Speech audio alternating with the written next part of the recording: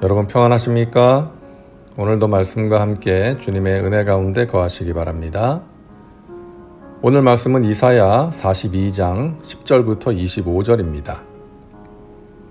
오늘 본문은 땅과 바다에 있는 모든 백성과 피조물에게 야훼를 찬송할 것을 촉구하는 내용입니다. 10절부터 볼까요? 항해하는 자들과 바다 가운데의 만물과 섬들과 거기에 사는 사람들아, 야훼께 새 노래로 노래하며 땅끝에서부터 찬송하라. 광야와 거기에 있는 성읍들과 게달 사람이 사는 마을들은 소리를 높이라. 셀라의 주민들은 노래하며 산 꼭대기에서 즐거이 부르라. 야훼께 영광을 돌리며 섬들 중에서 그의 찬송을 전할지어다.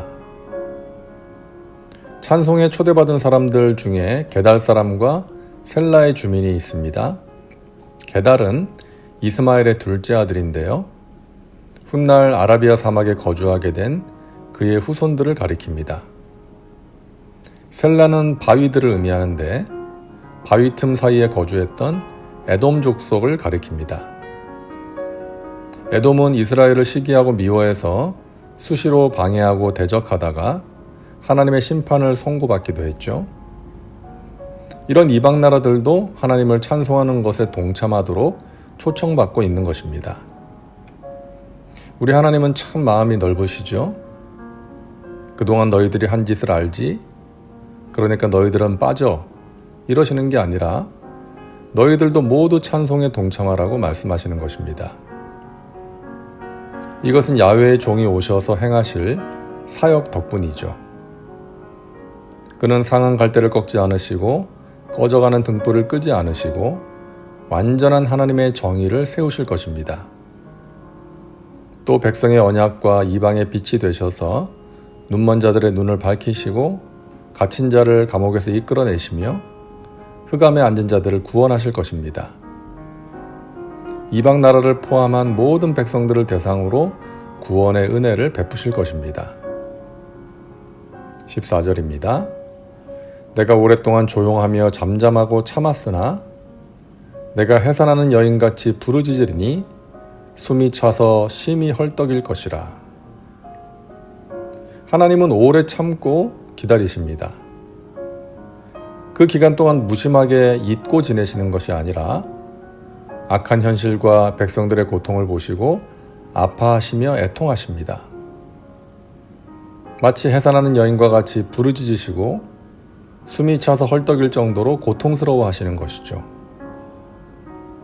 우리는 침묵하시는 하나님, 숨어 계시는 것 같은 하나님께 실망하고 섭섭함을 느낄 때가 있습니다. 하나님은 왜 가만히 계시는가? 우리가 이런 고통을 당하는데 하나님은 어디서 무엇을 하시는가?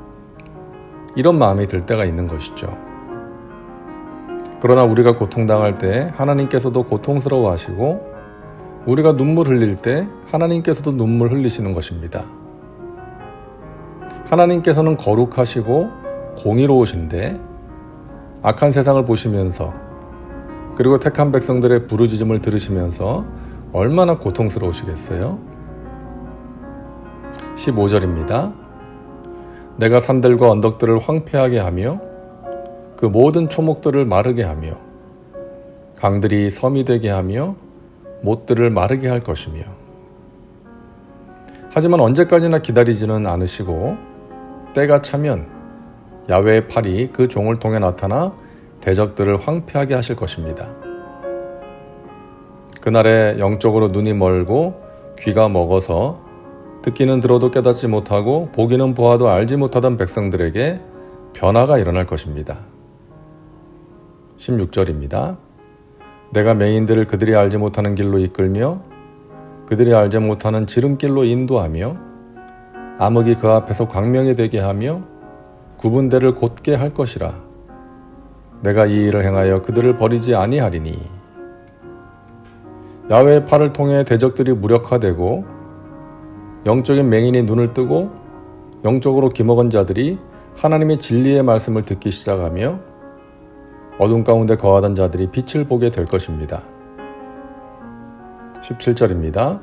조각한 우상을 의지하며 부어 만든 우상을 향하여 너희는 우리의 신이라 하는 자는 물리침을 받아 크게 수치를 당하리라.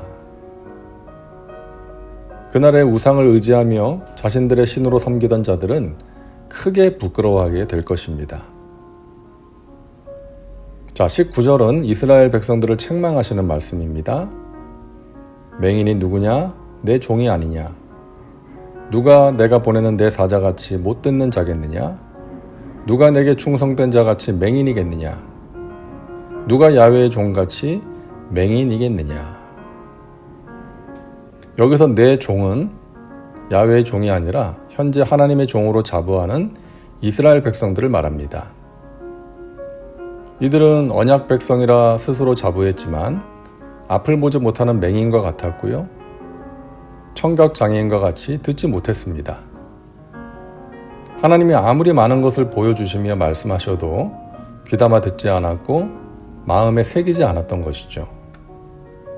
그래서 말씀하십니다. 내가 많은 것을 볼지라도 유의하지 아니하며 귀가 열려 있을지라도 듣지 아니하는도다. 오늘날에도 그런 사람들이 있습니다. 교회는 다니고 있고 직분을 받아 섬기고는 있지만 하나님의 뜻을 따라 행하지 않습니다. 영적인 눈이 멀고 귀가 먹어서 하나님께서 주시는 말씀을 듣지 못하고 사인을 보지 못하는 것이죠. 주님께서 무엇을 기뻐하시고 무엇을 미워하시는지를 모르니까 그저 자기 소견에 옳은 대로 행하고 자기 생각과 감정대로 살아가는 것입니다. 그런 사람들은 야훼의 종 예수 그리스도께서 베푸시는 은혜를 체험해야 합니다. 사울이 주님을 만나고 사흘 동안 보지 못하다가 아나니아의 안수를 받고 눈에서 비늘 같은 것이 벗겨져 다시 보게 된 것처럼 영적인 눈이 열리는 체험을 해야 합니다.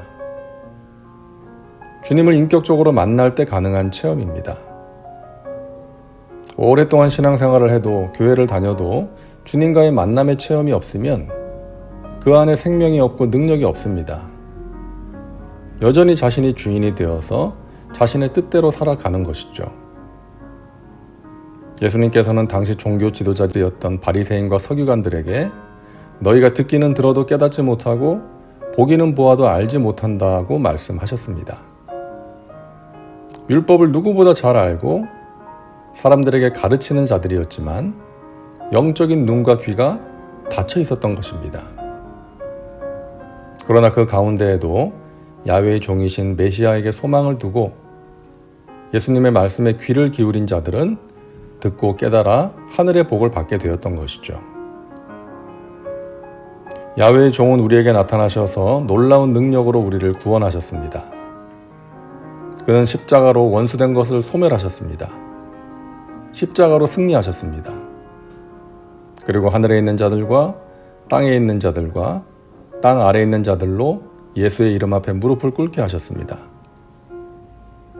우리는 그분을 찬송하며 살아가야 합니다. 찬송을 통해 하나님께 영광을 올려드리고 찬송을 통해 우리가 치유받고 회복되어야 합니다. 찬송은 믿는 자들이 해야 할 마땅한 도리입니다. 푸른 초장에서도 광야에서도 주님을 찬송합시다. 우리 주님 다시 오시는 그날에 온 땅과 바다 끝에서부터 그를 찬양하는 찬송 소리가 울려 퍼지게 될 것입니다. 기도합니다. 사랑과 은혜가 풍성하신 하나님, 오늘도 말씀과 함께 살게 하시니 감사합니다. 이 땅에 오셔서 십자가로 승리하신 예수님을 찬양합니다. 우리의 영적인 눈과 귀를 열어주시어 하나님의 뜻을 알게 하시고 하나님께서 행하시는 일들을 보게 하옵소서. 우리의 삶이, 우리의 봉사가 하나님의 마음에 합한 것이 되게 하옵소서.